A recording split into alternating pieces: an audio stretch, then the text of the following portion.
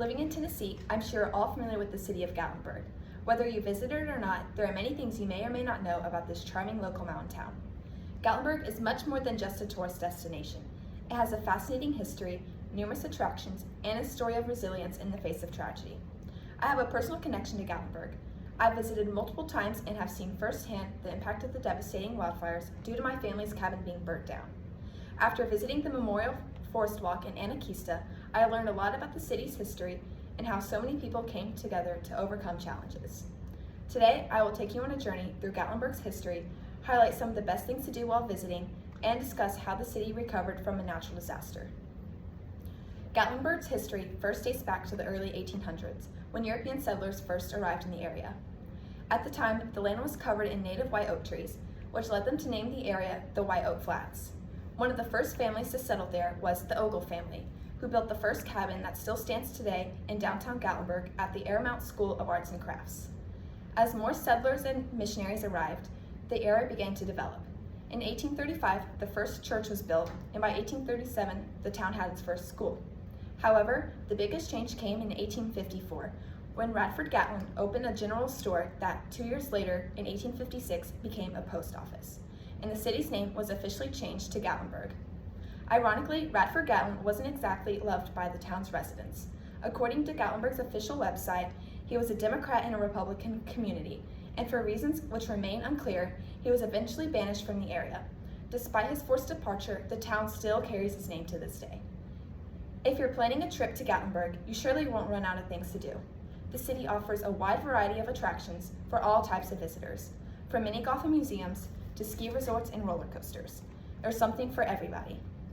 Anakeesta, which is a mountaintop adventure park where you can zip line, ride a mountain coaster, shop, and go through the Memorial Forest Walk, like I mentioned before. Ober Mountain is an amusement area where you can ski, ice skate, ride an alpine slide, snow tube, and ride a tram through the mountains. Ripley's Believe It or Not is a museum filled with unique artifacts and interactive exhibits.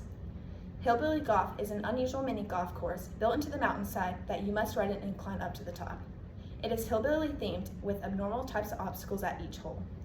The Skylift Park was Gatlinburg's first ever attraction that was opened in 1954.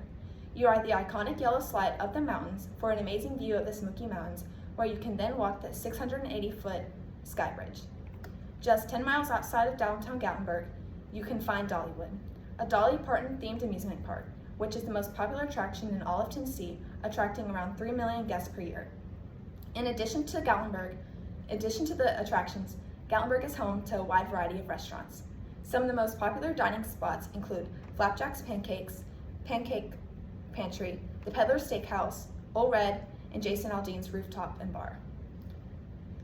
For nature lovers, the Smoky Mountains can offer incredible hiking opportunities.